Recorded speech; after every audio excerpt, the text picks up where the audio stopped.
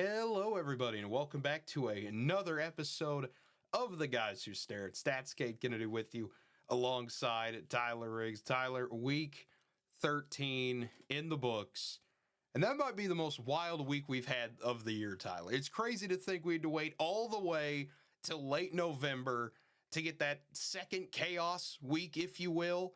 But man, this is going to be probably the longest episode we've done this season. There's a lot to get to. A lot of wild things happened. You're going to want to stick around for this one, folks. I mean, this is, if there's ever a mega episode, this would be it. You know, Kate, and I thought, man, we kind of build these weeks up as, anything can happen. And then it seems like each week gets topped a little bit. Like some things go how we think, some things break out in chaos. But yeah, this week was just nuts from top to bottom. I couldn't believe it. I mean, we were chilling in Norman watching it all unfold Saturday, and what a day. What a day. Well, you were chilling at watching it all unfold. I'll explain where I was in a little bit here. It's not going to take long to get to. You can tell by the hat I'm wearing. And then you got into the chaos. Yeah, then I got to see some chaos first day. But folks, as always, feel free to like the video, subscribe to the channel, leave a comment down below, all those great things before we get fully into this. Because if this season continues to be as wild as this week was, and I think there's a good shot that it does, you're going to want to stick around for this ride. It is going to be unbelievable to see. As always, it only takes a few minutes to do those things. We do appreciate it a lot. Currently sitting at 93 subscribers still at the recording of this, trying to get to that 100 mark, that triple digit, before we end the regular season, before we end the postseason, before we just end the year. I'd like to go into 2025 with that. But Tyler, without further ado, it is time to talk about the game I think that happened in college football, which is wild because both of us knew if you would have told us Friday night even, or even Saturday morning, that Oklahoma-Alabama was going to be the game of the day in college football, I'd have said, yeah, in August, I would have believed that. I don't believe it as of mid-November. I don't believe it as of the Friday night before the game. I wouldn't have believed it if you told me it 6:44 p.m. local before we kick this thing off. But alas, here we are. Oklahoma not just beating Alabama, but shutting down Alabama. Yeah, Kay, that's what kind of stood out to me about this entire game when you look back at it is that, you could make a case going in where, okay, maybe Alabama comes out on the road, slops around a little bit, finds a way to get beat in the fourth quarter. That would have been, I would have still thought, nah, probably not going to happen, but you would have thought there's at least a chance here, right? It was a 2-touchdown spread, which isn't fully just, hey, this is going to be a total domination, right? Right. But for OU to come out pretty much from the opening drive, both defensively, offensively, and assert, hey, we're going to come out, hit you in the mouth, and that's how this game's going to be, and you better have an answer. And for them to succeed doing that was wild. I mean, that was one of the craziest things I've watched unfold in a long time in college football. I mean, it was one of those that just Jackson Arnold had 68 passing yards, and Oklahoma won this game by 21 points. That tells you every wild stat you really need to know about this one. Jalen Milroe, 3 interceptions, and he just never looked comfortable. From that first play of the game where he gets hit by Danny Stutzman, he never looked truly comfortable in this game. And I mean, that's kind of where Alabama's been this year. We talked about it with the loss to Vanderbilt. We talked about it against Tennessee. If you can run the ball on Alabama, shorten the game, and make Milroe uncomfortable, those are the 3 things you need to do to beat Alabama this year. And Oklahoma, a team that we joked about it, had a Sun Belt tier offensive line, it felt like at times, maybe MAC tier. They gelled together. Whatever happened over the bye week, I know Brent Venables said they watched Gladiator 2. Maybe they need to watch Gladiator 2 forever. I don't know what it is, Tyler, but something about this Oklahoma team clicked during that bye week. Something about after that Missouri game that ended so bad and left many people in the fan base angry and frustrated more than they thought they could have been for that game. To come out and do this on Senior Day, just absolutely incredible. Oklahoma, you look at it, 328 yards of offense, had the 1 turnover in the first quarter, but held onto the ball for 34 minutes. 34-26 when you round it out time-wise. But I think the main thing to get into this, looking at it, Tyler, is Oklahoma, I mean, just running the ball well. 260 yards on the ground. Xavier Robinson, who, keep in mind, was not even supposed to see the field this year. I mean, you're talking about a guy that was supposed to redshirt, just build up throughout the offseason and the season as well. And, maybe we'll see what he can do in a year or two.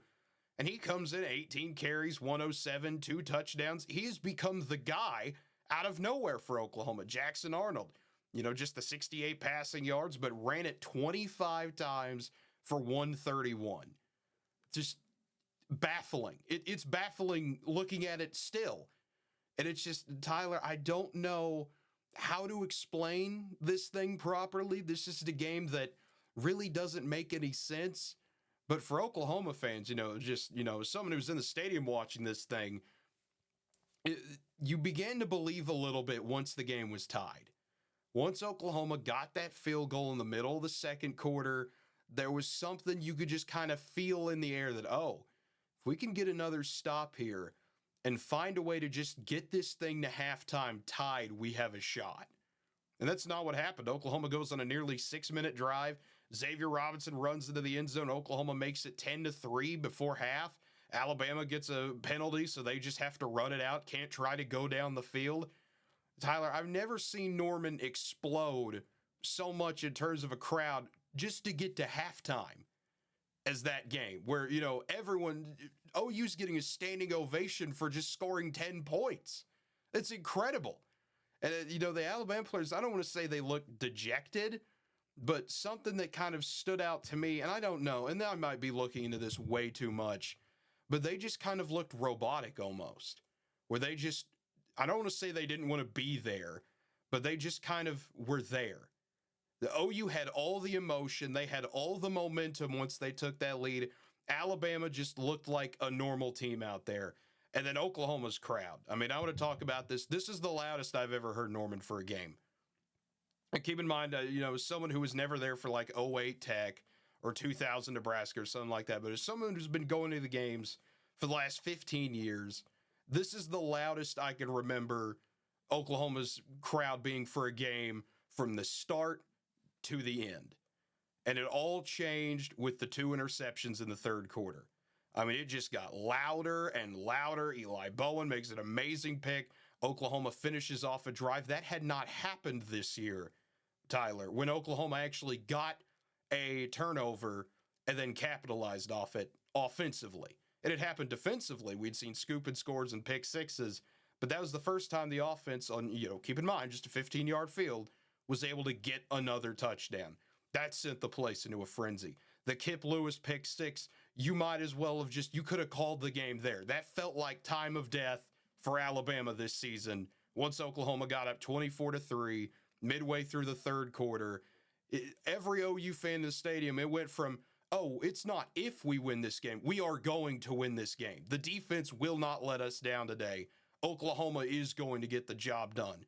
And Alabama threatened a few times. They got the third interception in the middle of the fourth quarter. Before that, Ryan Williams had a touchdown called back. I will say unfairly. That was a stupid penalty because there wasn't a penalty. I don't know why the refs called that. I couldn't see it sitting from where I was. I thought it was incomplete, but then again, I'm 12 rows in the end zone. So I was just praying that he somehow didn't catch it. When I looked back later, I was like, dang, he caught that. Yeah, Why was there a penalty? I don't know. People tried to explain it, and then they'd be like, actually, no, that doesn't even make sense. So Alabama got screwed out of a touchdown. They legitimately did. But I don't think it would have mattered in this game, though, Tyler. No. Even if Alabama scored, they would have had a little bit of momentum. Maybe they could have, tried to threaten to make it 24-17. But Oklahoma, after the third pick for Woody Washington and a nearly arm punt because of Milroe getting hurt that just lands into his lap, Oklahoma just ran out the clock. When's the last time you couldn't imagine this offense running 7 minutes of anything unless it was 7 minutes of Jackson Arnold getting sacked back there? Oh, yeah. We probably got enough highlights for that. Yeah, we do. If we talked about the South Carolina and Ole Miss games, we definitely would have. But just an improbable game. And I'll say this. I'll cap it off with this. I never thought I'd ever get to storm the field at an OU game. I never thought that. And for some OU fans, some of the older people were just, we're Oklahoma. We don't do this. We have a winning record against Alabama. Why did we do this? You have to remember, this is a 5-5 Oklahoma team that had the worst, keep in mind, for my generation, for Gen Z especially, this is the worst Oklahoma team they've ever seen. Period. Right. This is, we weren't around for John Blake. I definitely wasn't. This is the worst Oklahoma team I had ever seen. This is an offense that couldn't do anything, an offensive line that couldn't block anything, a team that you knew the defense was there. The talent had been there. I wouldn't say an elite defense, but definitely good to great depending on the day, but always got worn down by the offense quickly getting off the field. This was this was more frustration being released in the best way possible of, hey, the bowl streak's alive. Brent got his massive win. You can count the Texas win last year as massive as well. But for Brent Venables, he had to have this win. He had to have something to show people for recruiting purposes, for the fan base to get off his back, for people like me even who felt really dejected about where the program could be after that Missouri game. Everyone, the city needed it, the university needed it, and honestly, Tyler, I think the entire state of Oklahoma needed this. Well, I think they needed something, especially how poor OSU's played this season. So even the Oklahoma State fans are and like, then, well, Tulsa fires Kevin Wilson. Nothing's going well in football for Oklahoma, the state, this year. Except UCO. Except for UCO. But no, I mean, just to, touch on it, kind of expand on the last point you made, the shift of the narrative for the season with this win truly, changes everything, right? It's what we've talked about with Florida. You can now turn around and tell recruits, hey, you've seen what we built on the defense. And I think it is a truly great defense. It has been unfortunately wasted, Yeah. Because I think at all three levels, OU for the first time, at least since their national title team, and I would argue as far as compared to that title defense that we saw, this defense feels deeper. There's young guys that are going to be able to carry on what, Danny Stutzman and Billy Bowman has done. And we saw that kind of come to fruition in this game. There's plenty of depth. It's just something we haven't seen in Norman for, a couple decades, it feels like, all around. The problem was, like I said, the offense has been just so putrid. Yeah. So putrid that you just couldn't really fairly judge it. And, for the offense to come out with a smart game plan, something that, Joe John Finley's had a couple games now to kind of get his feet set, if you will. And I think this was a great culmination of all that. Him developing a game plan, realizing, hey, we don't have the outside speed or the health, for that matter, to go compete with these Alabama quarterbacks. So what are we going to do? We're going to try to focus on attacking the edges in a different way. They unleash Xavier Robinson. They trust Jackson Arnold, despite his turnover issues this season, to say, you know what? We know you can run the ball. We're going to trust you with good decision-making in this one. You've got an answer. And obviously, senior day, guys are getting up for that as well. It's a culmination of a lot of things. But to see it all come together finally in a way that has been yearned for throughout the entire season. This is sorely been needed. It was just fantastic. Special to watch. You talked earlier about didn't want to say Bama looked disinterested or didn't want to be there, but they did. And multiple Bama fans have even talked about that, hey, this team just did not seem like they were into this game ever. Yeah. Especially after that first series or two, you could tell there was just, they weren't communicating well. Milroe was very average to poor throughout most of the day, something you rarely can say about Jalen Milroe. And physically, OU beat up Alabama on both sides of the ball. When has Alabama before this season, when's the last time you say, hey, they just got mauled up front? You don't hear that. You just do not hear that. Yeah, it's just crazy, Todd. And the other stat I want to get to, you talk about mauling, from the offensive line side for Oklahoma, the defensive line side as well, just how well the defense played. The stat of the day, and this is something that I'm looking at it right now, and I still don't believe it's possible. And that, even here Monday night, it's still trying to hit me. 15 carries for 7 yards for Jalen Milroe.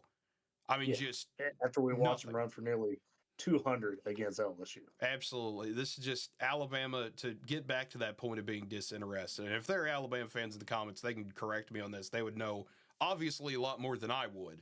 But the other thing that stood out to me is especially going back to the Tennessee game and how, Tyler, you've been to games with me where I said, we're down by the visitors' tunnel. We could see them very clearly. Yes. And when Tennessee played Oklahoma, they came out fired up. They came out talking smack to the Oklahoma players, to the fans, to everybody.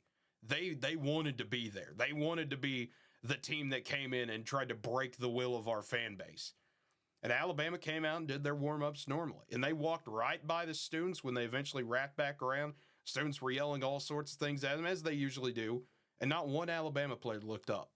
Not one Alabama player looked over and said, like, yeah, we're going to make you eat those words. Yeah, we're going to make you pay. Yeah, we're going to come in here and run this or do whatever. They just walked by like they weren't there, like they were ghosts. It was weird. I'd never seen any team do that before.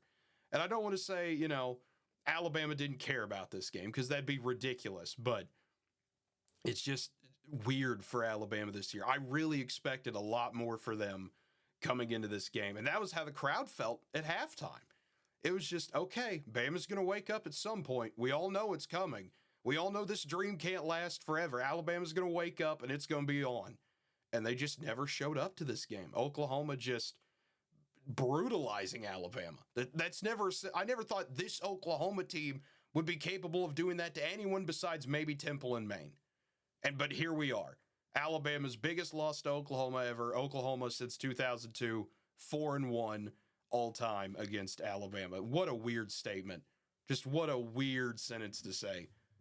Yeah, and Cade, I want to make one final point on the, you talk about the emotion, right? Of kind of Bama seeming like robots. For all you people that get on kids, whether it's college, high school, whatever, about, hey, they need to tone it down a bit. Look, this is a tough game, especially when you start getting to high level play like college, like the pros. You've got to have some edge, right? You got to have some nastiness about you, something, because if you're not, you're checked out. And I think that's what Bama was. I wouldn't say they didn't want to be there, but they truly thought, it seemed like, hey, we could come out, they'll see the name on their jersey, and they'll roll over. Absolutely. That's what it felt like. And that's the thing that was interesting to me because, well, I'll save this point more for when we get on later in the show because we have some other games to get to, and I don't want to spend 20 minutes talking about just one game here. So I'll save my other point for later on. But Tyler, we got to switch up to the other weird SEC game that happened earlier on that we were paying attention to. Florida knocking down Ole Miss 24-17. I mean, you talk about back and forth the entire time. Billy Napier, another big opportunity for the Gators to kind of prove that, yes, he is the coach there. Yes, he should still continue to be the coach there, and he can win big games at Florida. DJ Lagway, another good performance. Jackson Dart, just rough. That's all I could say for Jackson Dart, just rough in this game. You look at stats quickly, Ole Miss had 100 more yards than Florida, but the 3 turnovers, time of possession was even, but Florida was able to just muscle their way through this thing, and the Florida defense, I think, really stole the show at the end. Jackson Dart just throwing interception after interception. I've never seen someone want to throw a game-sealing interception so bad in my life, Tyler. But yet Jackson Dart kept firing away, trying to end this game by himself in the wrong way. And Florida, just what another massive win for the Gators. They could end this season 7-5 with one of the toughest schedules in America the whole season. Yeah, and unlike OU, this had kind of been building, and we've touched on that in previous weeks where you could see the pieces of a good Florida team there, right? And they had started kind of feel themselves in terms of what their identity was. It's clear that regardless of what you say about Billy Napier's coaching style, those guys have responded to him in the tough times, which means, hey, they're still invested. He still got them focused on trying to do the right things. So that at least says something about Billy Napier. And so with that kind of building, you knew if Ole Miss came out and did not play what needed to be, an A-plus game, that they might be in trouble. And man, for Ole Miss, I don't know what it is, but when it falls off, when those wheels come off, boy, do they come off. I mean, it gets ugly. Jackson Dart at times can look like a really good quarterback, but there's plenty of times where he just looks like a very average to mediocre guy. He cannot sometimes take care of the ball. I mean, there's a lot of issues with that team, and and it doesn't appear every week, but we've seen the erratics, them being just erratic, and it bit them again here. I mean, tough environment. Florida's playing essentially for, not just this season, but to say, hey, this might as well be our Super Bowl, right? You got a top 10 team coming into the swamp. They're trying to make the college football playoff. We could spoil that, make a big statement again, and sure enough, they do. Big kudos to Florida. Absolutely. And to touch on your point about Dart, he had good moments in this game. I mean, there's a reason why his QBR is Yeah. going to finish there at 86.3. It's just, and you hit it right on the head. Ole Miss just, when they fall off, I don't know where this team goes. I don't know what in the world happens to this Rebel squad where they come off a bye in this game. Keep in mind, 2 weeks ago, we're watching them just pound for pound beat down Georgia. I mean, just manhandle them, look like one of the best teams in America. I don't know if it was just you had that bye week, you hear too much about how great you are, and you expect to come in and win by default against a Florida team in the same situation in Oklahoma, just trying to get to that win number 6, trying to fight for a few more weeks of practice and a bowl game. And that's what happened in this one. I mean, Ole Miss, you look at all the stats, you think, okay, the offense played well, but when you have 3 turnovers, you're never going to win a game losing the turnover ratio 3-1. You can do it, but it's very difficult to do in the SEC. It does not happen often. And so Florida just able to not control the game, but when you're able to hang around and hang around and hang around at home, good things are bound to happen. Montrell Johnson Jr., 18 carries for 107. He had a great day, got the touchdown at the end, 7 minutes left to not put this thing away at the moment, but eventually was able to get the job done for the Gators. Yeah, and off the bye week, that point, and it can be applied to Bama too, even though they weren't a bye week, but just the point of, hey, you got time to prepare. Maybe you start drinking your own Kool-Aid. People want to blame the coach on that. I've been around enough high school teams and see enough college teams know, and pro teams for that matter. It's not always, on the coach in that sense. I've seen coaches scream till they're blue in the face that, hey, take this opponent seriously. Take this week of practice seriously. Don't look at the record, right? And you think that's just coach speak, and the kids come out and they think, oh, well, we'll just show up, do our thing, and win. Despite the coach all week saying, hey, be ready, and they just fall flat. So sometimes that is on the players just as much as the coach. We're not in the locker room, so we don't know what it is with Ole Miss or Bama for that matter, but don't think it's all on the coach for that matter. There's definitely a shared responsibility in those situations. Absolutely. And so, Tyler, this takes us out of SEC territory finally to the next game to get to, the game that everyone had circled, the top 5 matchup, Ohio State and Indiana. And Indiana comes out with an amazing 6-minute drive. That slow start we both kind of predicted Ohio State would have. That's where this thing started. And I mean, we were paying attention to this one on the way down to Norman, and it turned into, okay, this is starting to look bad for Ohio State. They march down the field, get stood up on 4th and goal. Felt like Indiana could take control of this game. They had the opportunity presented to them, and they just didn't do it. Ohio State was able to shake it off, come back, score, tie the game, and then you get the mistake of all mistakes, just botching your own punt. If you're Indiana, that leads to Ohio State finally scoring, and Indiana giving up the punt return to Caleb Downs to start the 3rd quarter, and it just spiraled from there. Ohio State started to just slowly put this game away, shut down Indiana's offense completely, until late in the game, Indiana goes on a long drive just trying to save face here. And I even joked to you that that's probably what was about to happen. Indiana's going to go down, score, I will get say, it 2. Cade called it perfect. I'm telling you, folks. In the moment, he called it exactly how it went out. He said, okay, yeah, they're going to go score, get the 2, and try to make it look better than it was. Yeah, so I think the plan was just, hey, we're going to look at this and say we lost 31-15. We had a horrible snap that gave Ohio State 7 points. And we had a bad punt return that we messed up on, and say, hey, special teams cost us 14 points and we lost by 16. What are you going to do about it? Oh, well, unlucky things happen sometimes. But Ohio State said not today. Will Howard goes ahead, scores with 35 seconds left, fakes stomping a cigarette on the sideline. Ohio State was prepared for this game, and they even put up, on the big board, the Jumbotron there, that, hey, Indiana had said, we're coming for Ohio State. If you're going to take a shot at the king of the Big Ten, you can't miss, Tyler. And that's exactly what Indiana did. 38-15, Ohio State all over Indiana, especially in that second and third quarter. Yeah, and I think what's going to get lost in this, and you've seen it a little bit, you've seen the narrative, people go, oh, well, see, Indiana isn't a good team. I think you've got to give a lot more credit to Ryan Day, because this is a guy that constantly, you look at his career record, if you took away his name and just you gave the raw stats, 99% of people who didn't know better would say, yeah, I need that guy as a head coach, right? Right. He wins. But man, he's taking criticism left, right, and the other.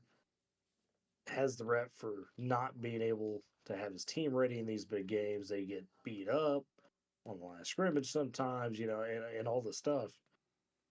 And for them to come out and dominate this game, after that first quarter, they just, Curtis Work had no time to throw. There were so many things where it's just like, wow, this was an impressive performance from Ohio State. So I think on this game, for me at least, it said a lot more about what Ohio State really is, that they are indeed the number 2 team in the country and deserve to be right there in the same breath as Oregon, rather than this is, oh, hey, Indiana's a bad team. Indiana ran into the number 2 team in the country, and it looked like it, Exactly. And yeah, maybe the Hoosiers weren't quite ready for the big stage. That's fine. You could draw that narrative. They got a little, they did early what they needed to do, you would think, to take momentum of the game. But again, I think this goes back to Ohio State being ready. And you got to give Ryan Day a lot of credit for that, keeping the guys in it. And for them to just seize control of that game as it went on was really impressive. And it was an all-around performance, right? So I think this game definitely, in my mind, a lot more about what Ohio State is than what Indiana may be not.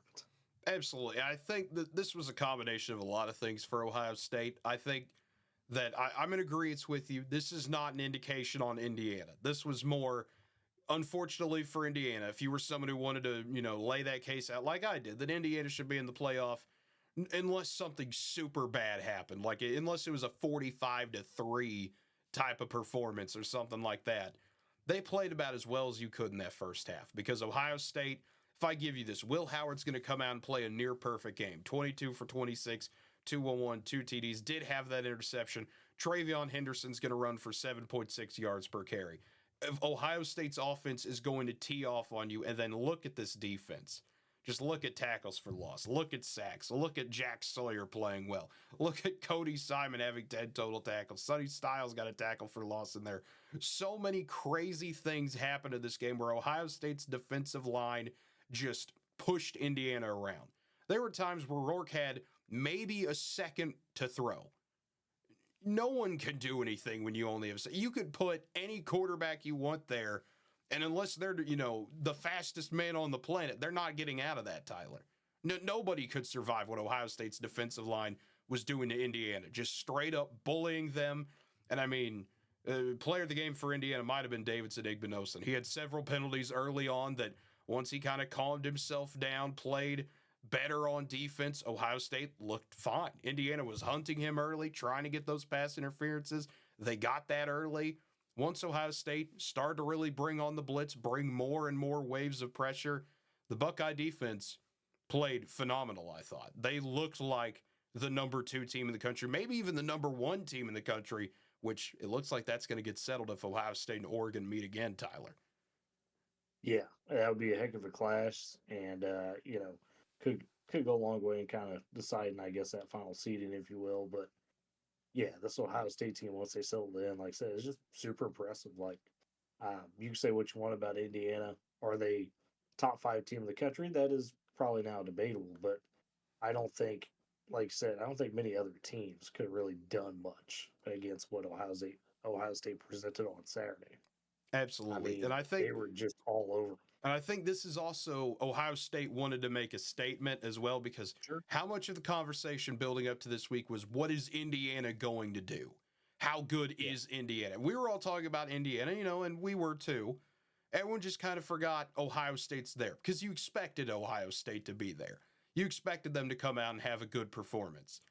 They wanted to show everyone that, yes, we're going to bring our A-plus game. We're going to show the world we are still Ohio State and we can still beat good teams up. And that's exactly what they did. But Tyler, we've got to switch things up again, jumping from conference to conference game with a lot on the line in the Big Ten to the game in the Big 12. And there were a lot of weird games in the Big 12, but the game in the Big 12, Arizona State holding on for dear life to beat BYU. This was a game that it's 21-0. Cam Scatterbo is, being Cam Scatterbo. There's really nothing else you can say about that. 3 touchdowns in the first half. It's 21-0 Sun Devils. BYU gets a field goal right before halftime, and BYU started to build off that.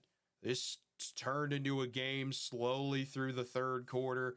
Arizona State still making plays here and there. They didn't shut down or anything like that. But this turned into, okay, here comes BYU in another one-possession game. We've seen this story how many times now this year, Tyler?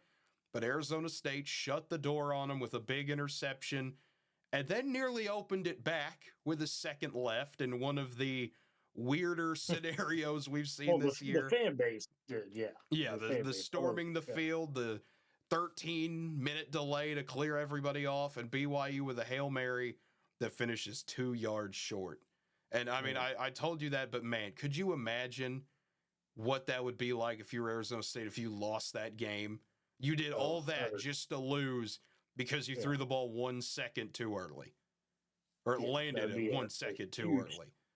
Be a huge gut punch, no question about it. But either way, Arizona State, I mean, Tyler, we talked about it time and time again this year. Arizona State, not on most people's radar. We were on it because of Cam Scatterbo. We said he would be good. You knew he'd be good. But this Arizona State team, just what they continue to do every single week, building just win after win after win. They're now in the driver's seat in the Big 12. And I don't think anyone could have told you Arizona State is going to be first place in the Big 12. All they have to do is beat Arizona next week and they're in. That's all they have to do. Simple as that. Beat your rival, 10-win season, go play for a championship, and a good shot to make the playoffs, barring some of the squirreliest things that could happen in the Big 12. We're not going to talk about that here because that would be a 40-minute segment having to explain every tiebreaker. But I'm just going to say, Big 12 themselves just put out a little blurb, yesterday, and I was like, okay, here's some bare bones tiebreakers. Leave us alone. I'm just going to say, there's a world where Baylor can still play Texas Tech for the Big 12 title. It's a mess. It is a mess, but Arizona State just cannot give enough credit to them. Sam Leavitt continuing to make plays. He's a fun young quarterback to watch. And we've talked about that obviously on this show, Tyler. But I want to give credit to BYU here as well. They could have laid down and said, listen, we had the tough win over Utah. We got beat by Kansas. We're down 21-0. We can just quit, get blown out. It was a good run, guys, but unfortunately we're done here. And that's not what BYU did. That's who they've been all year. Even when everything looks absolutely done, they're going to come back and make it a game. They're going to make your life a nightmare if you're the opponent. This BYU team, at the very least, no matter the opponent, like I said, they will make you earn it. And they're going to be gamers. They are very good about, forgetting the bad quickly. Drive goes wrong, maybe defensively, they blow it aside, but it doesn't matter. They drop it, they move on to the next play. They've got that heuristic as a team, and that's why they've been able to pull out a lot of these games. That being able to just kind of move on from your, your mistakes like that lets you truly be dangerous in the fact that, one drive may not go well, but you come right back firing the next. And we saw that from them. This case was a half, right? Came back in that second half and really made it a good ball game. But just their problem is clear now as we get to the end of the season. They just don't have that X factor. For Arizona State, you got Cam Scatterbo. For Colorado, you got Shadur Sanders, Travis Hunter.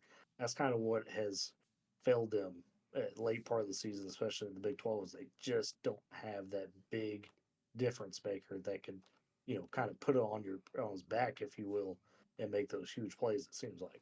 Absolutely. And Darius Lassner and Chase Roberts tried, and we talked about that a Oh, little yeah. bit in the No, they've preview. got good players, but Yeah, there's they've just no got game breaking. exactly. And I mean, and some of that comes down to Jake Retzloff, where he had the 2 interceptions where Yeah. he can make plays, but he can't make all the plays. And, no quarterback truly can make all of them unless you're having a perfect game. But you've got to have something there. And BYU has a lot of good pieces, but like you said, they don't have that guy that puts them over the edge. Arizona State, I can't talk about how much of a great story this is.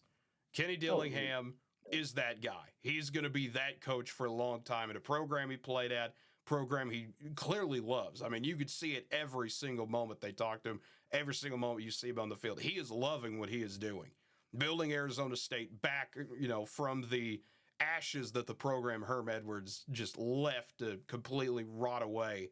That they're here in this moment is just completely not unexplainable, but just completely unbelievable. And it's just fun to watch them every single week. Well, it's just a reminder. We've talked about this, for a team or two throughout the season. It's a reminder, especially in the new age of college football, your program's not done. You just got to find the right guy for Exactly. your culture. Whether it could be a former player, maybe it's Kurt Signetti that says, "Hey, I'm going to bring winning to this program." Yeah, I mean, there's various ways to go about it, but just because your program may be in the depths now, you go find the right guy. That changes very quickly in today's game. Exactly. And I mean, it's going to be fun to continue to see where Arizona State goes from here. But we've got one more game to get to in terms of games of the week, and it's Notre Dame and Army. This was a game that a lot of people, including us, we were excited to see how does Army come into this game. Is Notre Dame going to continue to be that buzzsaw like they have been? And Tyler, the answer is absolutely. Notre Dame just crushing Army 49-14. This was a game that just Notre Dame rumbles over Army. I mean, they just completely, and you look at the team stats here, always point to this. Army had the ball for nearly 40 minutes. Like, they were able to control time of possession. They only had 1 turnover. And you think, well, you look at that compared to what Notre Dame did against Navy. That looks good for Army, right? You would think, based on those 2 things, if I told you that, okay, Army's got a shot.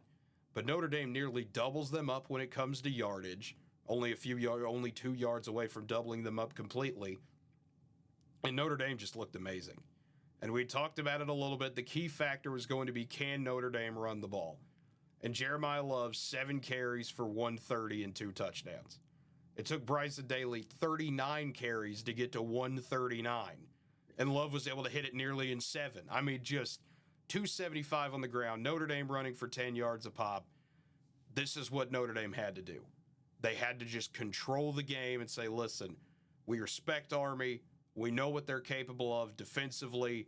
But if you can break them quickly, you're going to turn this into a blowout. And that's exactly what Notre Dame did. Yeah, it is. And this is, I've tried to see that, hey, this is not the Notre Dame team that lost tonight. If there's ever a team that truly learned a lesson from a loss, it seems to be Notre Dame, because pretty much since that point and that win over Louisville, they have been dominant. You could say what you want about their schedule, who they played. They've come out each week, taking care of business. They're a dynamic team. Riley Leonard just goes about his business. He's not worried about throwing for 400 yards a week. He's saying, hey, what can I do to help this football team win the game? Jeremiah Love is a fantastic back. Their defense gets after it. They're a complete team right now. It's just amazing to see that turnaround from early in the season, because it looked bad. I mean, it did. I mean, it looked like... It looked really bad. But, that's the era of where we're at, where you could just, you're good. No, okay. I was going to say, yeah, it looked like a Notre Dame. See, this is the fun with trying to do this. Sometimes we get wires crossed here. But this is the Notre Dame team that, I think like you were about to say, they looked awful. Like, after that Northern Illinois game, everyone was ready to, okay, same old Notre Dame, write them off. Don't put them in the playoff. Let's kick Notre Dame out of the top 25 and never talk about them again this season. That's where it felt like we were heading after that loss to Northern Illinois. But, like you were saying, Tyler, just the way that this Notre Dame team is just beating up everybody. You could hold that Northern Illinois loss to them because it is a body of work. But when you look at, if you talk about the eye test or things like that, this Notre Dame team looks completely different, and they continue to just blow people up. It doesn't matter who they're playing at this rate. Yeah, there's no remorse. They look like, dare I say, a top 5 team in the country. I mean, well, they'll kind of have to be with Indiana losing, unless you want to make some crazy jump. I would think Notre Dame will easily be top 5 in the playoff rankings. Yeah, they should. They should. They should. They look like the killer instinct is finally there. When's the last time we saw a Notre Dame team with a killer instinct, Tyler? It feels like it's been a long time. Yeah. Where you just have the ability to come in. And that's what's crazy about this. The fact that we don't really have anything else to say about this game, I think just proves how good Notre Dame is. That, this is a top 20 matchup. We expected this to be a fun, competitive game, and it wasn't. It was boring. Everyone was able to turn off and go watch something else. That's what you want to do if you're a top 6 team. You want to come in, okay, get them out of the way. We're done here. Let's have fun. Everyone else go watch something else. This is for Notre Dame fans only. That's what you want to do. Yeah. That's what the sign of a program that is continuing to strengthen and continuing to really show that they are a great team to possibly even an elite team. They are. And I think, for Boise State, who's, kind of by proxy, big benefit of this win for Notre Dame, it proves that they're, probably the most legit group of 5 team. Don't hang your head if you're Navy. It's still a fantastic team, great season. Just Notre Dame's operating on their level, basically. So, what we learned that basically Notre Dame's a really good team. Yeah, a lesson we've learned several times already this season. Notre Dame is pretty good. But Tyler, time to get to Champions of Life of the Week and Fraud Alert. I think our favorite segment we do on this show. And Champions of Life of the Week. I'm wearing the Oklahoma hat today. Did you think I wasn't going to pick Oklahoma for Champions of Life of the Week? I mean, my goodness, I got to storm a field and take pictures. I got to high-five players. This was amazing. This was, dare I say, Tyler, despite, very spoiled fan here. This guy, very spoiled. Watched several Heisman Trophy winners, all that fun stuff. That might be the most fun. Honest. Yeah, I'm very honest when it comes to, what I expect from Oklahoma and things like that. That's what we call a blue blood problem. You expect greatness, and when you only win 10 games, no one's ever going to feel bad for you for going 10-2. But, we'll feel like, dang, we could have accomplished a lot more. How did it feel being 5-5? Feels terrible. Some programs would kill to be 5-5, and we're over here wanting to hate life. But, Tyler, I mean, this is going to sound very weird when I say this. I don't think I've ever had more fun at an OU game than this game. Despite how terrible we've been, despite how everything is gone this season, problems with fumbling, offense that doesn't work, defense that gets worn out, but you can tell is very clearly good to great.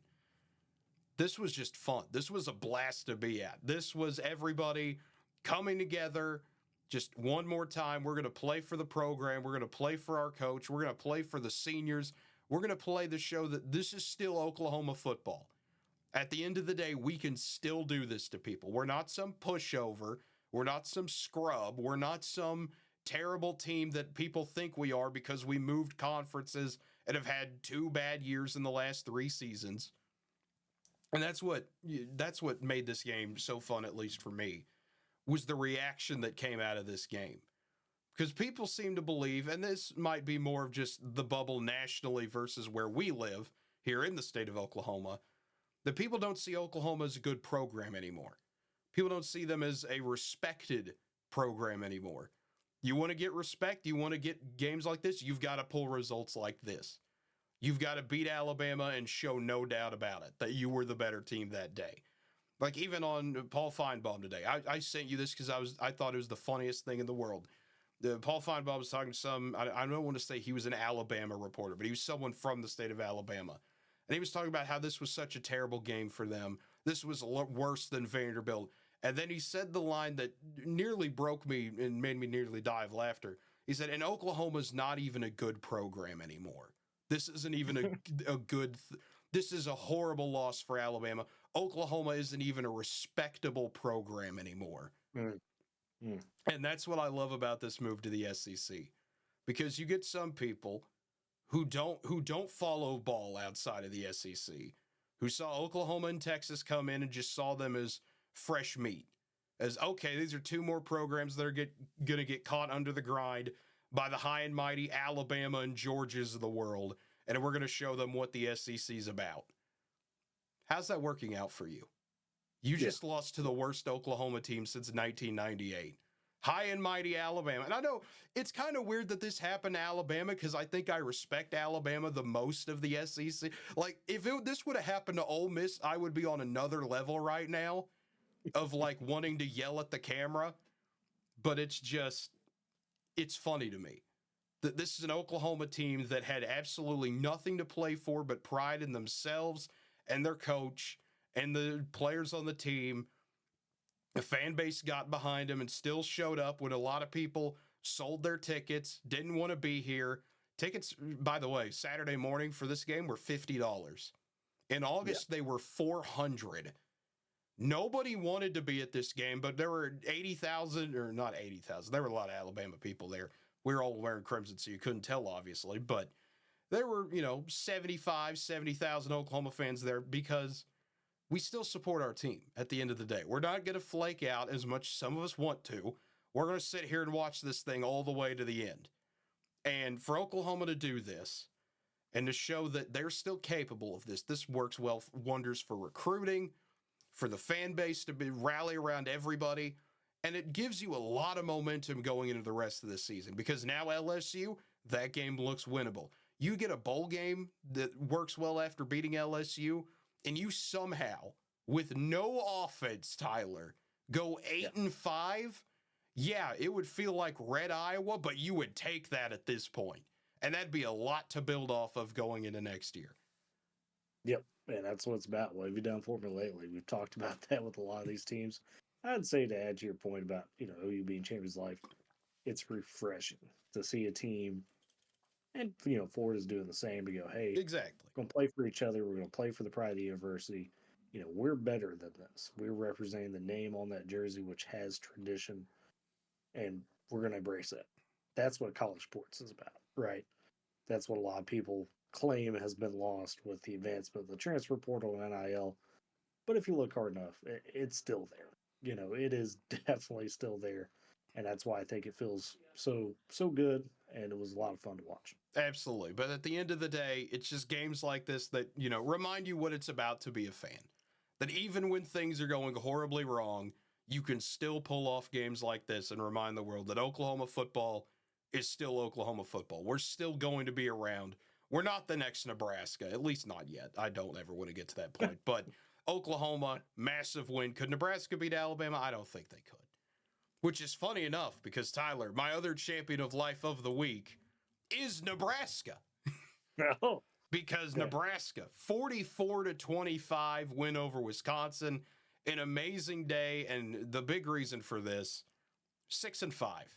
It's the record that Oklahoma has. It's the record that Florida has. It's also the record Nebraska has.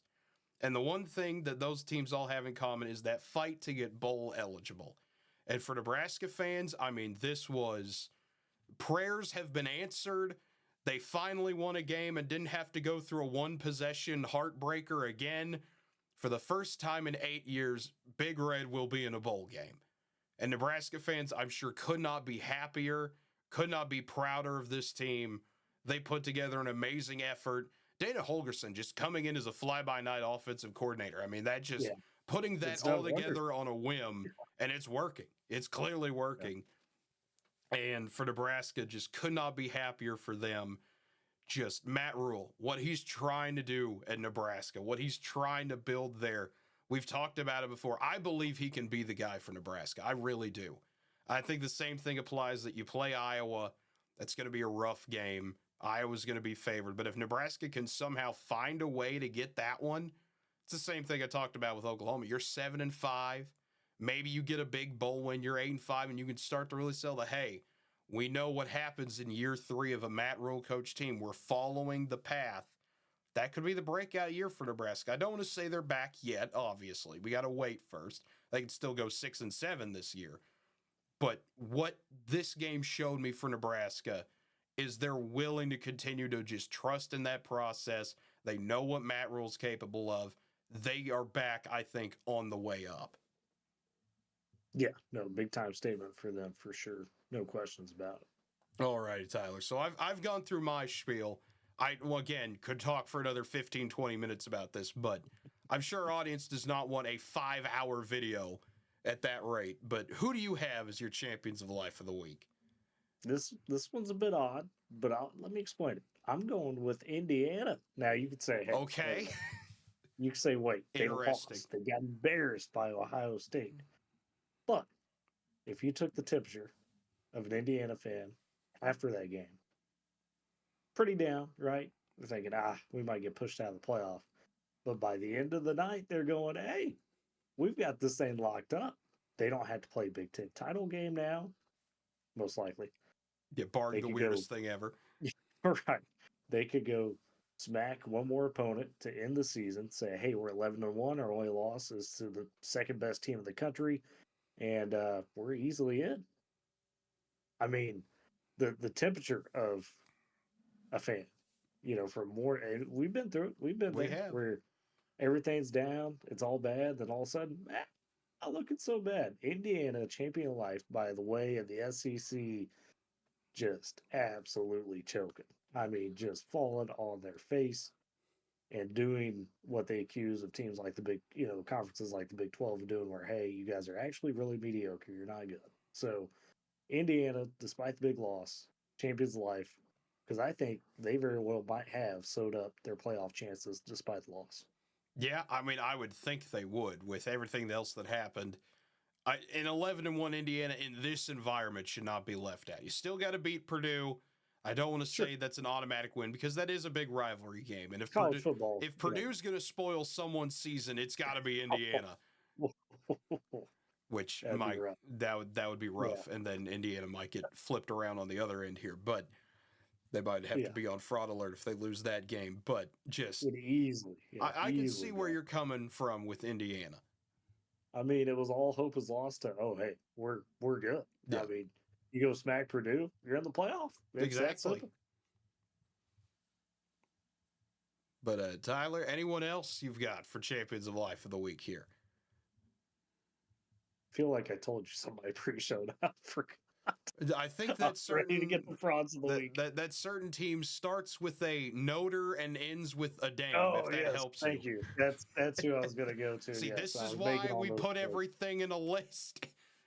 Well, see, sometimes I do other things pre-show. I talk to you, but I also work on other things. But anyways, Notre Dame, because they think they erased all demons, every demon of that Northern Illinois loss.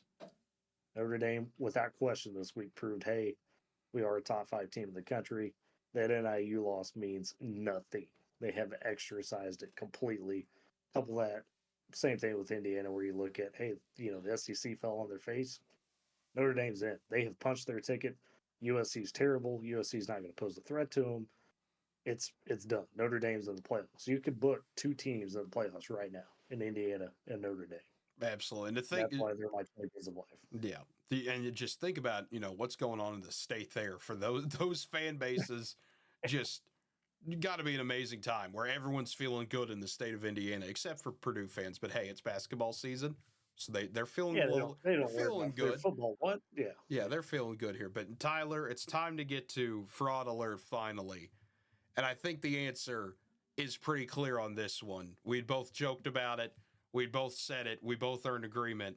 The SEC in general this week, just, my goodness, we've already talked about Alabama enough. We've already talked about Ole Miss some as well.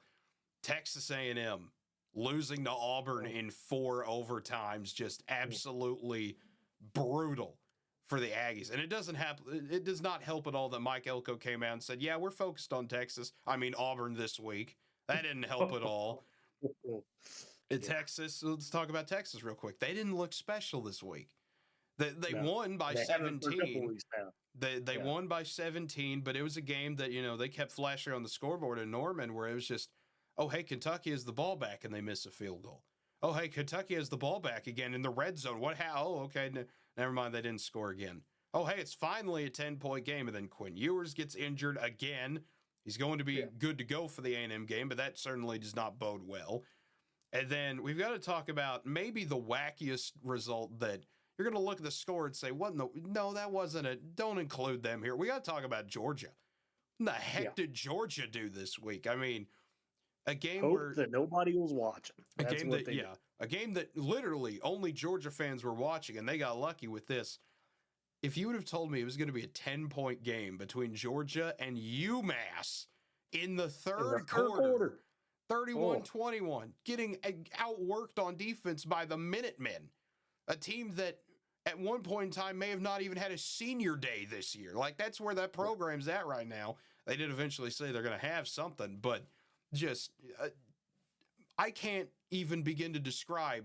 If I can't describe it, I know Georgia fans just pure anger, I would have to imagine, at their defense and how they played in that first half and how they played to start that third quarter. They eventually pulled away, but that's a horrible look as well. Tennessee, they played great. They're the only team I really can't get mad at. They blew out UTEP. You're supposed to do that. Congratulations. But even they had a slow start.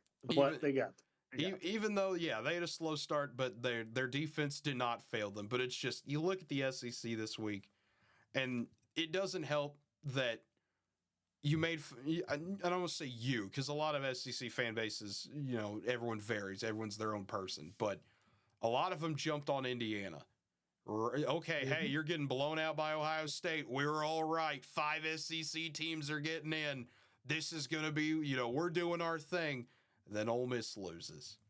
And then everything unfolds the way it does. And you had, your guy, Paul Feinbaum, Tyler. I know you wanted to get to him at some point. Yeah, he's a fraud of the week, too. My God, that's what makes it even better. And look, we're new SEC fans, right, Cade? So we're not necessarily all lovey-dovey cozy about the new SEC thing. No.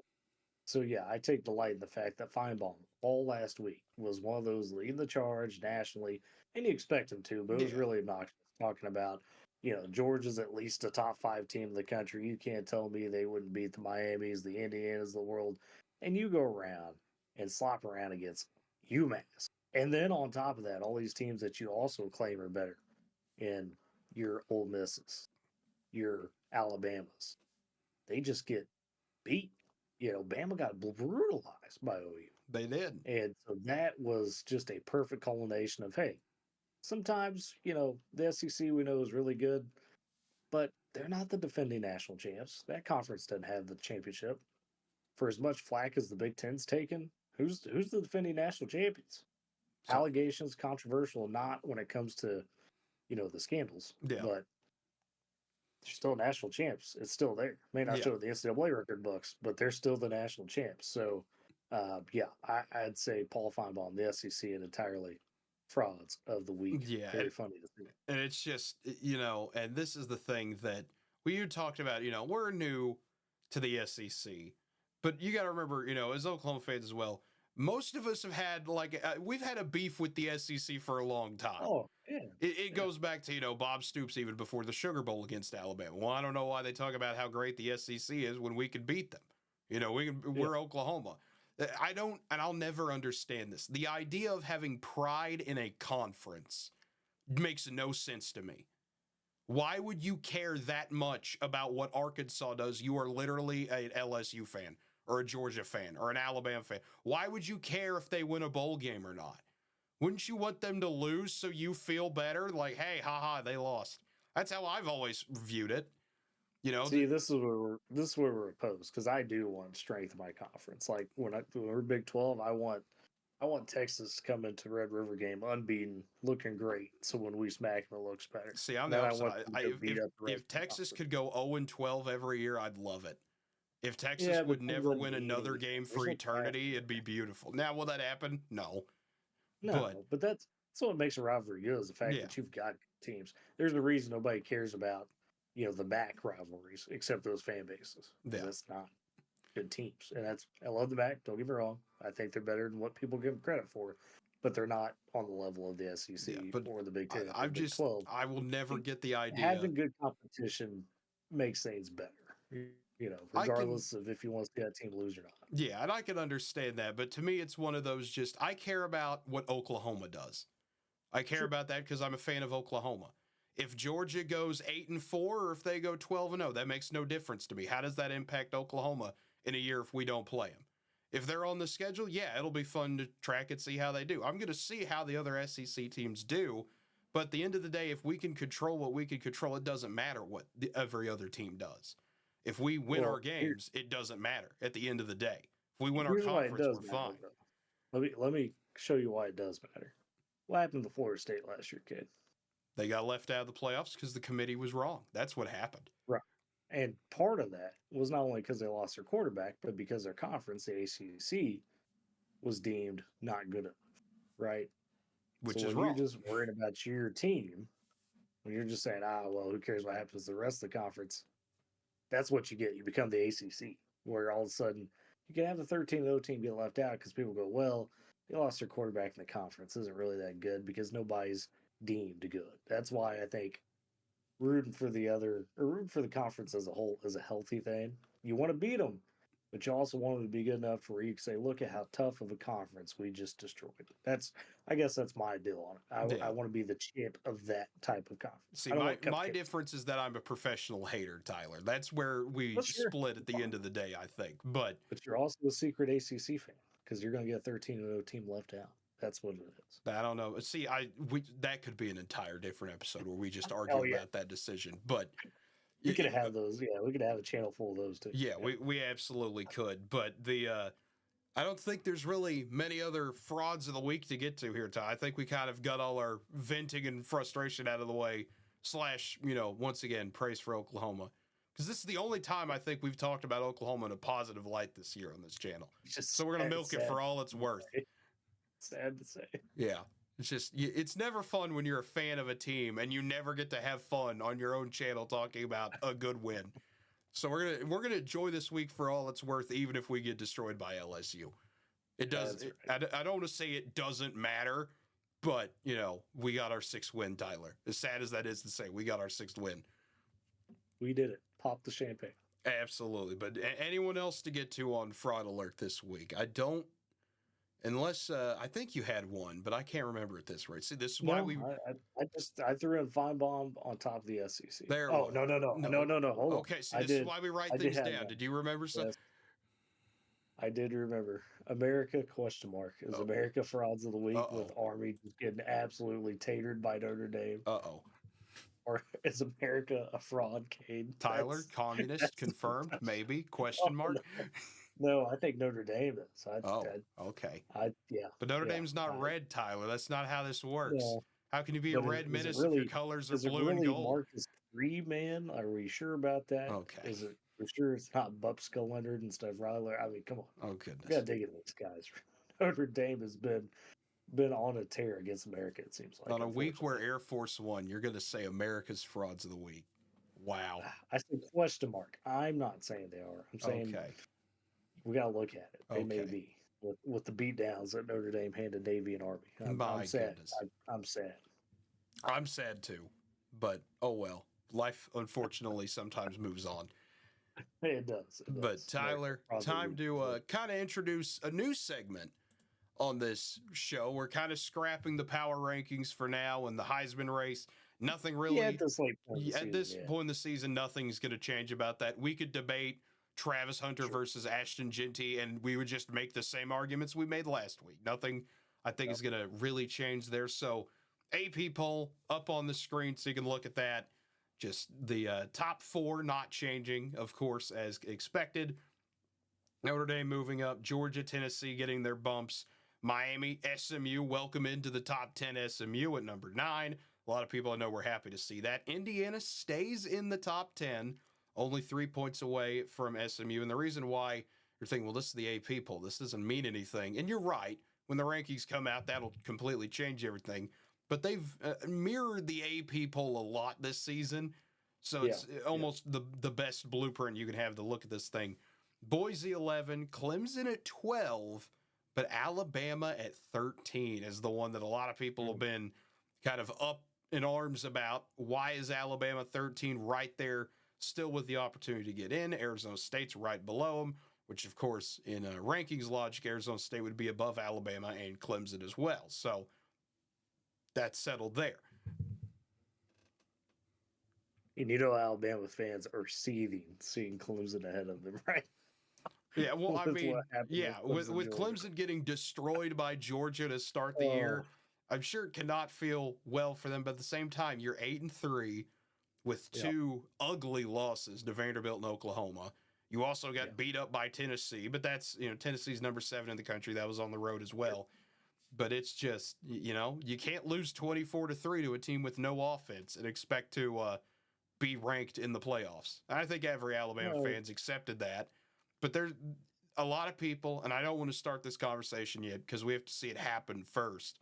A lot of people I've seen on social media, even today and all that, are already trying to craft that they're going to try to sneak Alabama back in. They're going to try to put 9-3 Alabama in. And I don't know if they can. And I think it's too early to say even so. Like, we got to wait at least until next week. We do. And, at the end of the day, whether Alabama sneaks back in or not, they would have to have some chaos happen. Yeah. Right. For them to really get in there. You see 13, and that we've talked about, people sometimes just don't realize that just because they're 13 doesn't mean they're the first team out.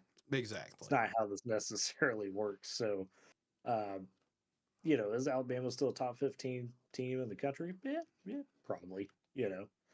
So I wouldn't freak out. I mean, I guess the big question on this, Cade, looking at the AP polls, are any huge misses from the AP in your mind? I mean, when I look at it, I really don't think there is. I think this is a week where, Colorado fell 7, Notre Dame beating Army dropped the Cadets down 7 spots there. A&M down 5 for losing to Auburn in 4 overtimes, I think is fine. Maybe if you wanted to drop them behind UNLV, you could have, but you're really splitting hairs there when you're saying who should be 20 and who should be 21. BYU, falling 5 spots, I think that's acceptable. South Carolina is behind Ole Miss, which is correct. Ole Miss did beat South Carolina. It's just, and I don't want to get into hypotheticals here because we're going to have the whole rankings show to talk about that too. But what if South Carolina beats Clemson next week? That's my big what if, because then, okay, Pandora's box is opened. You've got how many SEC teams now with 3 losses? Clemson would have a 3rd. Everything starts to shake if that game goes that way. Yeah, it would. And that's why you can't really, you won't get into the hypotheticals because there's still some questions that has to be answered. But I think we're safe to say, Oregon in. Yeah. Ohio State in. Penn State probably in. I said, I believe Indiana, Notre Dame's in. So I think those pieces are starting to come together where you can almost lock a couple teams in. But it is hilarious and fascinating that the SEC is the one, big conference. Because I think really whoever emerges out of Miami, SMU, in, right? Like, yeah, there's no ACC debate. champ has to be in. Yeah, one of those two is getting in. Yeah. We don't know which yet, but one of those two are definitely getting in. So it's kind of hilarious that we're just up in arms about the SEC. That's the real big one. Yeah. Because I think the Big 12 champ's pretty much guaranteed in unless just absolute chaos happens, Yeah, unless we get that Baylor Tech scenario and Tulane keeps winning. And then at that point, what does the committee do? Do they just be like, who needs a playoff? We're just going to have Oregon play Texas or Georgia. Let's go back to 2 guys secretly. What do you do when that happens?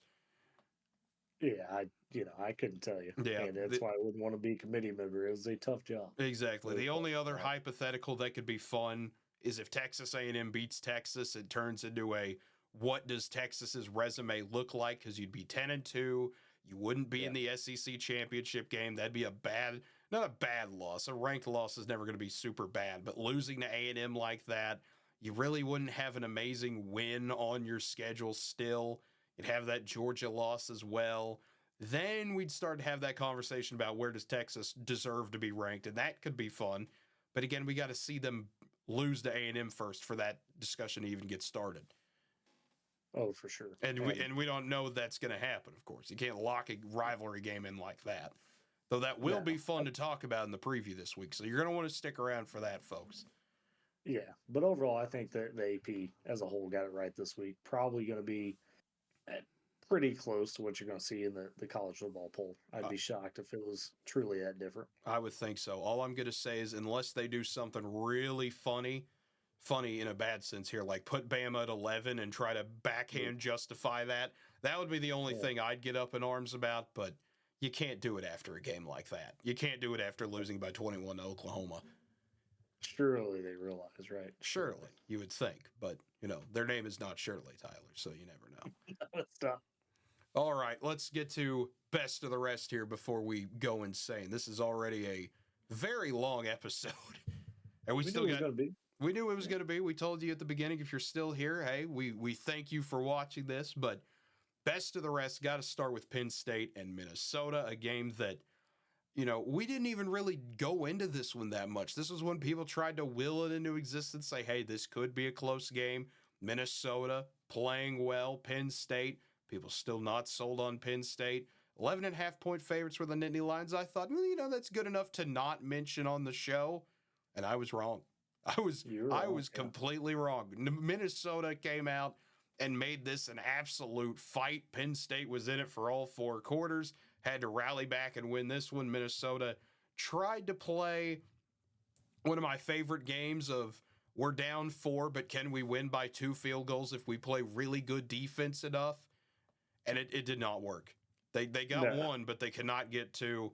Minnesota had 2 turnovers in this game. Penn State did not win the time of possession. You kind of look into, what makes an upset. That's why we always kind of go over that, things like that. But Drew Aller had a good game, 21 for 28, 244, had a touchdown, and Tyler Warren just continues to be amazing, 8 catches for 102. Great game for Minnesota to show that, hey, PJ Fleck still has that as a competitive program, but Penn State just a little bit better. Yeah, and this is another game that, the casual person will go, oh, see, the Big Ten is not that good, but I think the Big Ten could make the argument that SEC has this year of, hey, we're a deep conference. No win's easy unless you're playing Purdue. Sorry, Purdue. You just take a shot at Purdue like that. It's deserved. I should. They're not good. I shouldn't, but it's fun. It's fun. It is fun.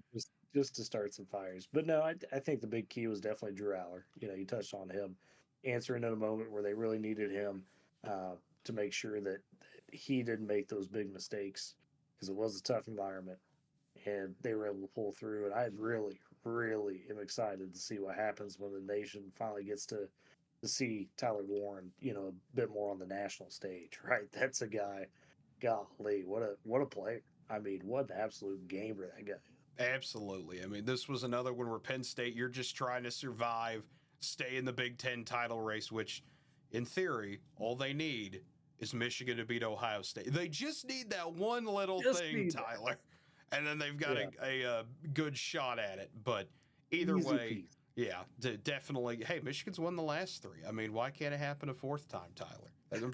I'm sure that's what Penn State fans are going to be trying to will into existence this week. Or maybe not. They might just be happy where they are and say, hey, let's beat Maryland and we're in the playoff no matter what. Who cares at that point? And this is going to sound bad. This is going to sound very Joey Gallo-ish, okay? Or Joey Galloway-ish. Does Penn State really want to play for the Big Ten title? Because you just go win next week, Ohio State takes care of business, you're pretty much locked in. Yeah. You're Indiana. You're locked in. It's going to be crazy. If you want to play for a Big Ten title. Yeah. That sounds anti-competitive. We'll have a... Do you really want it? Yeah. We'll have a different variation of this conversation when we get into the preview, because I kind of have an interesting question for you regarding something like that when it comes to the Big Ten especially. But we got to jump to the Fighting Ashton Genties of Boise State holding on for dear life. I mean, the Wyoming game where everyone thought this thing would be over before it even started, and Wyoming came to play. When you get up in the elevation and you're 10,000 feet above sea level, crazy things can happen, Tyler. And Wyoming, they made this a fight. This was Wyoming has a lead, mid-4th quarter. Boise has to go on a great drive to put this thing away. But this is a Boise State team that just, we've talked about it, starting to falter down the stretch in terms of margin of victory because everyone's figured out how to stop Ashton Genty. You put 9 guys in the box and try to clobber him, but he still had on 19 carries, 169 and a TD. He still had a productive day. It's just Madsen, 14 for 26, 167. Not a great day for him. Wyoming was able to take advantage of that a bit.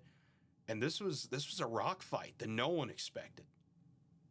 No, and this is the type of game that worries me, that we're going to get to the playoff. Boise State will be, a team that gets a bye.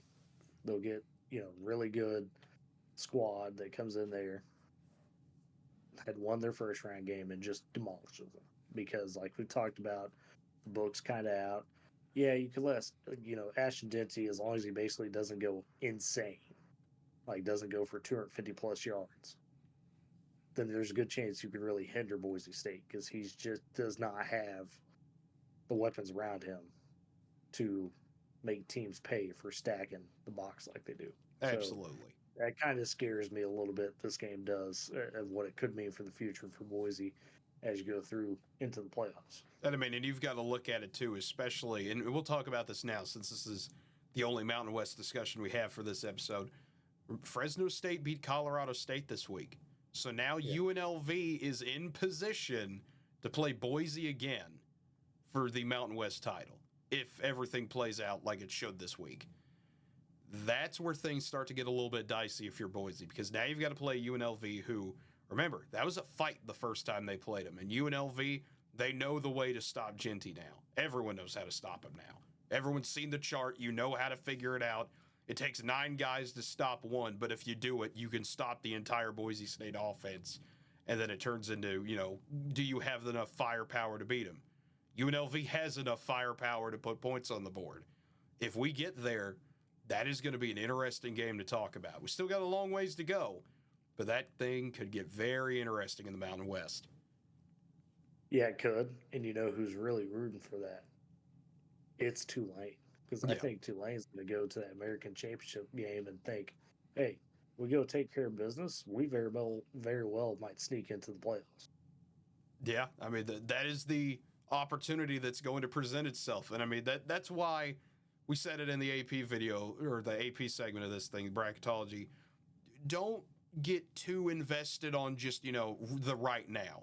Because we've got a long ways to, we might be here in 2 weeks talking about why Tulane should be in the playoff with a lot of craziness going on or something like that. But yeah, no, it could get real interesting, especially in that group of 5. It's nothing settled. Like, I know Boise State looks like it right now. Their only loss is Oregon, but with the way they're playing, chaos could very quickly ensue. Yeah, nothing is settled yet, especially when rivalry week's about to happen. You don't want to start making claims before that week. And a good reason why, a game like this, Auburn beats Texas A&M in 4 overtimes, Tyler. You were sitting here watching this thing by the time I'd walked the mile back over to where you were, and you're like, hey, Cade, look at this. It's double overtime. And I'm sitting here scratching my head, because the last time I legitimately saw the score of the game was when they announced it was 21-0 Auburn in the second quarter. Now, I went back, of course. This is done. Yeah. We were all joking in the stadium that Alabama and Auburn had swapped teams for the day. That was clearly what had happened. Right. Auburn looks good. They were getting their classic Jordan Hare upset that they seem to get at least once a year.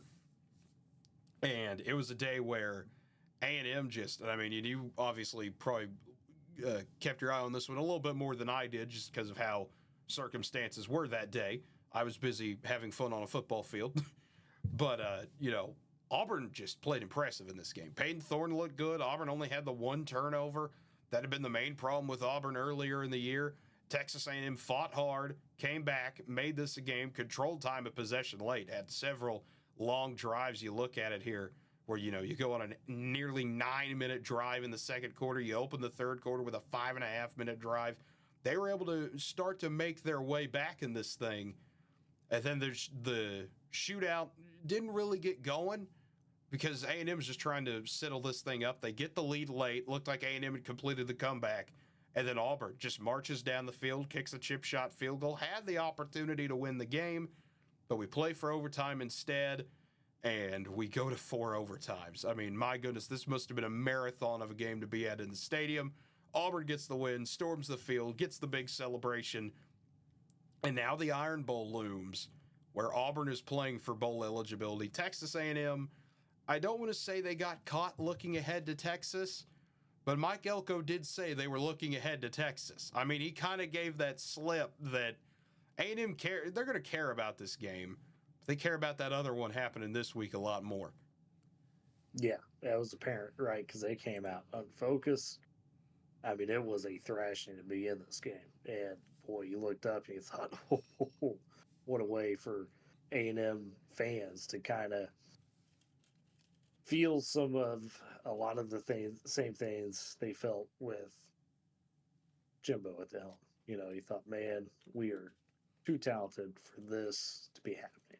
You know, and they almost brought it back, but at the end of the day, I mean, just huge for Auburn. I mean, that might have saved Hugh Freeze in a sense, especially when they start building to that Alabama game. All of a sudden, that becomes a lot more serious of a contest now than what we thought it was going to be 3-4 weeks ago. Yeah, and for Texas A&M, I mean, look at this. Marcel Reed had an all right game. Just no way to really get the ball rolling in the run game. I mean, you look at it. Amari Daniels, 3 yards a carry. Marcel Reed, 3 yards a carry. No one could really establish anything there. And you look at Auburn on the other side, and Jarquez Hunter, a guy that we talked about time and time again, great running back at Auburn. 3 touchdowns, 130, averaging 4.5 yards a carry. Auburn finally getting that running game going just a little bit allows, a Cam Coleman or Keandre Lambert-Smith, someone to get open, and Peyton Thorne can finally throw an actual pass that can't get picked off. As funny as that sounds, but Peyton Thorne, if you give him the opportunity, he can beat you. We've seen that this year. A lot of people have dunked on him for being a bad quarterback. You remember early in the year where he gets benched for throwing a bunch of interceptions. He's developed a lot since then. And I think this was the game where Auburn showed that to everybody. Yeah, for sure. And you listed they haven't the reasons why they haven't been a perfect team, right? They've definitely needed a more complete game when they play a more balanced game, a more complementary game. They've been a tough team, and that affects a lot of things, and it just kind of culminated in the same way that it did for Oklahoma. It seemed like this week, right, on this A&M team, you get enough. I don't know if you call it laziness, short-sightedness, whatever you want to coin it. Get enough of that from a good team to underestimate somebody like an A&M, like an Oklahoma, like in Florida. This is what you get. And tough pill to swallow for A&M, no doubt about it. But now I guess you've got to put your energy in trying to ruin Texas season. I mean, what else do you got? We'll see. If you're A&M, if you beat Texas next week, you're still in the SEC title game. Right. So you still have a lot to play for other than just beating Texas, which is already big enough as it is for A&M. Sure. But it's crazy to me that I guess, I don't want to guess about what the message was this week, but it felt apparent that just, okay, we kind of have a game we can relax back on. Texas is next week. Let's get hyped for that game. Oh, yeah, we have to play Auburn this week. Whoops. And I mean, it's just Texas A&M, you're walking down, I don't want to say the Jimbo road, but you lose next week and you go 8-4 again. How many times have you seen Texas? Ghost of Jimbo still on this. How many times have we seen jokes about Texas 8-4 or Texas 7-5 instead of A&M? How many times are we going to go down this road if you're Texas A&M that no matter who it seems like is the head coach there, no matter how much talent they have, no matter how much insert X factor here, it feels like they get to that dreaded 8-4 or the 7-5. And I mean, you wanted to have a game where you could break that mold, you shatter that ceiling and say, hey, this is a new A&M, but they're not there yet. Yeah. I mean, that's what it comes down to, right? They're just clearly some more work to be done. That's really what it is. Absolutely. And another team that is not there yet, it's Colorado. Losing to Kansas in Kansas City in the land of the Chiefs. The Jayhawks maybe stealing some of that Mahomes magic, Tyler. We'll have to see there. I mean, Kansas City did nearly lose to Carolina this week. And you got Kansas over here with 3 straight top 25 wins, 37-21. The Jayhawks on their way to ruin everybody's season in the Big 12. What a game for Kansas. I mean, what a just absolute marvelous day for the Jayhawk offense, scoring nearly every time they touched the ball, if I remember correctly, except for just running out the clock at the end of the game. Kansas holding onto the ball for 40 minutes, had 522 yards of offense, no turnovers. This Colorado defense that had clearly improved, just getting absolutely slashed all over the field. Yeah, but I think this is more about, Kansas continues to make their fan base go, man, what could have been this season? Yeah. They're going, where has this team been? And kudos to them. They're playing with all the pride that you would see out of a team that thinks they're still in the Big 12 title race, which, that's just not possible. But for the fact that they're like, hey, we may not have the season we want, but man, we're going to be a menace to the rest of the conference, has been really fun to watch. Absolutely. And I mean, Devin Neal. Cannot talk enough about Devin Neal in this game. Yeah, he had 37 carries, and there's a reason why. He had 3 touchdowns. He had over 200 yards, averaged over 5 yards a carry. When you're getting 5 yards per play, you're going to keep giving him the ball. Jalen Daniels had a good game, and Shedeur still had a good game. Let's not take anything away from him. He was still out there slinging it for 266, had 3 touchdowns. Colorado just could not run the ball. You get one-dimensional. You're having to play from behind. Kansas keeps trying to bleed this clock out. It's a recipe for disaster. That it's one of those, you talk about how you get an upset. You don't turn the ball over. You control the clock, and you have a strong, balanced game. Kansas didn't have that strong, balanced game because they were able to control the clock that well. They could just keep pounding away at Colorado. Yeah, and Shedeur, again, I don't know why he's not getting more Heisman consideration. Don't get me wrong. What Travis Hunter is doing is something you just don't see every day, but I think Shedeur has quietly just been so solid this year, especially compared to last year, where at times he looked great, but maybe be a little erratic. Some of that was, the offensive line was really bad, and it's not like it's been a world beater of an offensive line this year, but you could tell he's not afraid to step up and make big plays. Absolutely. And Travis Hunter had a great day, too. I mean, 8 catches, 125, too. He did nothing to hurt his Heisman candidacy here. A lot of people still look at it and say he had a big day, but losing to Kansas is going to be a bad look there for certain people who just kind of look at team records and things like that, where you go, well, really? This is the best guy in the country, and he's on an 8-3 team that lost to Kansas? That's just... I think that kind of got dispelled a little bit. That type of mindset, I think, is proven to not necessarily be as much of the Heisman race anymore. Because and that's what I was about to say. Wins it last year, and that's what I was about to get to. That doesn't really mean anything this year. That doesn't really mean as much, like you had said. That is a dying philosophy, if you will. Right. But either way, still a good day for him, just not a good day for Colorado. And it throws the Big 12 into an absolute loop. I mean, we have a 4-way tie now for first place. Just absolutely crazy. And we've got to get to the other Big 12 game that kind of explains why this is all the way it is. Iowa State, 31-28 over Utah, a game that had really everything. If you're a fan of field goals, touchdowns, pick sixes, blocked punts for touchdowns, long drives, short drives, whatever you wanted, this game had it. Iowa State winning by 3 and giving up 28 points to a team that did not even have 225 yards of offense. Just another day in the Big 12, Tyler. Yeah, I mean, just absolute sickos classic. I mean, time of possession, 36-24 in favor of Iowa State. Sometimes Iowa State is their own worst enemy, and it felt like this was going to be that type of game where you're up 24-13 in a hostile environment against a Utah team that, we've talked about how much this year is just banged up from injuries. Another what could have been season for the Utes. You'd already given up the big pick 6 earlier. It felt like, okay, we're starting to overcome everything here. And then you get a punt blocked. Utah is able to pick it up for a touchdown, gets a 2-point try. And then Utah goes on a 6-minute drive after another defensive stand, goes 91 yards to take the lead.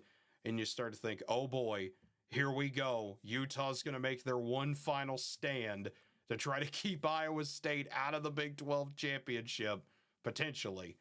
But Iowa State, once again, says not today. The way the Cyclones have continued to fight this year has just been nothing short of impressive. Yeah, it's a lot similar to what we talked about with BYU, right? That seemingly no matter how bad a series of play, whatever may go, they find a way to kind of flush it for better or for worse. So kudos to them for that. That's not easy to do, but man, are they a chaotic bunch, especially in the back half of the season. Absolutely. I mean, Iowa State, that's who they've always been, though, Tyler. At least, in my lifetime, Iowa State is one of those teams of chaos that they always seem to be everywhere causing something. And for them to continue to just have this impressive run, we've talked about it before when Matt Campbell continues to build out there, even when Iowa State doesn't have amazing days in certain places. Rocco Beck, 20 for 38, 256, had a TD, also had an interception. You had the pick six, obviously, on that one interception. You had the blocked punt go against you. Have all momentum shift against you at a notoriously hard to play at place. And to still find a way to put that one clutch drive together really shows what this Iowa State team is made of this season. And Jaden Higgins, Really? another great day, 9 catches for 155 to touchdown, by the way. Just phenomenal once again. Yeah, resilient bunch. Oof, I'm interested to see who emerges out of that Big 12 race. I mean, it has been a hilariously fun conference to watch this year. And I mean, we can kind of look at it just a little bit here since we're on the subject of the Big 12. I mean, you look at, first of all, the win probability chart here. My goodness. I mean, you want to talk about it goes from at the beginning of the fourth quarter, Iowa State, we're talking 90% chance to win the game, all the way to 72% in favor of Utah, back up to Iowa State winning. I mean, just average Big 12 game, it feels like in November, Tyler. Or it's just the conference of chaos. Yeah. Just another day, another weird game. But you have the four-way tie there, and it's going to be a fight. Because if everyone wins, I believe the scenario is Arizona State and Iowa State.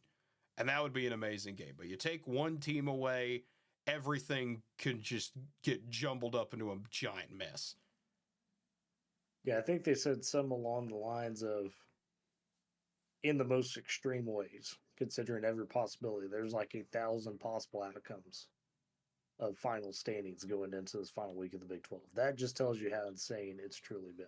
Absolutely. I mean, this is the conference where, I mean, you just look at it. You got 4 teams at 6-2. You have 1, 2, 3, 4. You have 9 teams essentially, well, technically 8, that can all tie for first because of that Texas Tech West Virginia game this week. You could have an 8-way tie for first place. It's just, this is why we need divisions back, people. I'm just going to leave that there. You got to have divisions or else weird things like this happen. Have pods, something. Yeah, you got to have something at least, I would think, or else games like this will just, it'll be a good result. But man, you still have no clue what we're looking at coming into the final week of the season, which makes it a lot of fun, but also makes it a lot more confusing. But the final game to get to, we're finally nearly through the marathon here, over an hour and a half of us talking about this stuff because it's been that wild of a week. And this might be the wildest game that nobody saw, Tyler. Illinois beating Rutgers 38-31, a game that, it was on Peacock, so a lot of people did not see this game. It was a morning game. A lot of people focused on that, Ohio State, Indiana, obviously, Ole Miss, Florida. But Illinois scoring 23 points in the fourth quarter to rally back from a 9-point deficit at the time was an 8, then it was, 17-15, looked like, okay, here comes Illinois. Nope, Rutgers puts it away, but Illinois comes right back, and then they take the lead, and then Rutgers scores with a minute left, and it's just that traditional back and forth. You don't see shootouts in the Big Ten often. This felt like it was getting there. Rutgers, that minute left in the game, you just have to hold on for dear life, and they couldn't do it. Illinois, a 40-yard bomb to win the game, and then get a safety right at the end as well. Just a weird sequence of events, but Illinois, 8-3, still alive to be ranked and get a pretty good bowl game. Yeah, and Penn State gave a very big thank you for this one. Yeah, I mean, huge quality win for Penn State continues. Yeah, exactly. Just like I said, this was a shootout in the Big Ten, so really in Big 12 terms, this would have been about what the Texas Tech Oklahoma State game was, which we're probably not even going to really address because that's how crazy of a week it was. Yeah, I would say Good Lord. We had a normal Big 12 shootout, and that's not even like in the top 10 of games that were fun to watch this week. Oh, yeah. This was another just Indiana or not, excuse me, Illinois is they are the Big Ten Iowa State this year. Where there's some things where you're like, at times this team's got some talent, other times they kind of get in their own way, and other times it is just an absolute roller coaster. Yeah, and I mean, it goes right down to, when Illinois was really starting to run the table early on in the season and emerged as a team that looked like they could be, not a true contender, but you could tell they were definitely going to make some noise. What did we keep saying about Luke Altmaier? He doesn't make big mistakes, just let him manage the game. And he went 12 for 26 in this game. He did not have a great game when it comes to that completion percentage, but he threw for 249. He had 2 touchdowns. He made the big plays when he absolutely had to make them, though. Illinois with the 3 rushing touchdowns. Altmaier, 11 carries, 74 yards. That's where he made it up a little bit. And Pat Bryant, 7 catches for 197. That just looks wrong for a Big Ten receiver to have that good of a day, Tyler. That outside of an Ohio State, that does not look like that should happen. No, that's not allowed in the Big Ten. What are you talking? This game should have been like 6-3.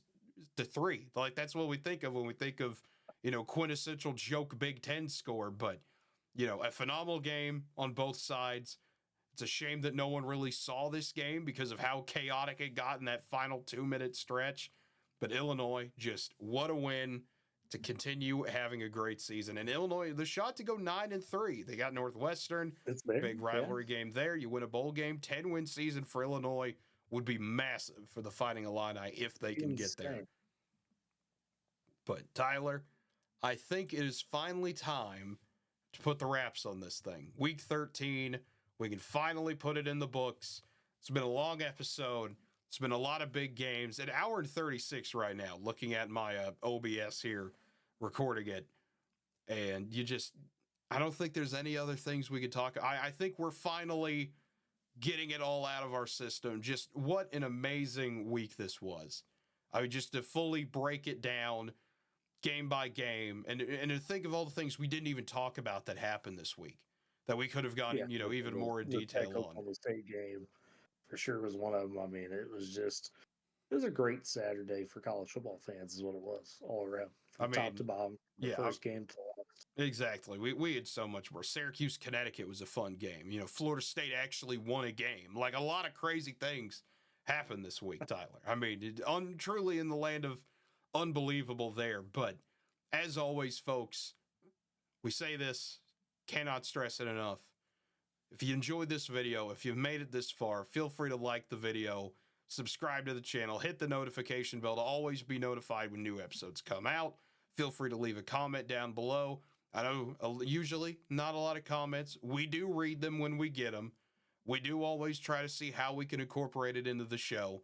We do sincerely appreciate your feedback. We really do. We got to get them, though, to do that. So jump in, please. Yeah, exactly. Crown brain take. Just throw it in there. I don't care. Yeah, it doesn't matter if you say something as simple as, hey, I think Oregon's good. I agree. It doesn't have to be anything earth-shattering, or it doesn't need to be 5 paragraphs of analysis. It could just be a 1-sentence statement. It does not matter to us, and we do appreciate it a lot. It only takes a few minutes out of your day to do all the things, subscribe, comment, all those fun things.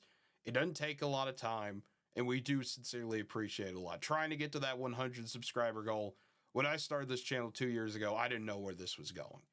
I didn't know, I thought this would just be a fun little side project to continue to do, and it mostly is. But to see it just continue to grow into kind of a collection of things, a collection of, ramblings, and now kind of turning more into an actual show form that we've enjoyed doing, it's a lot of fun.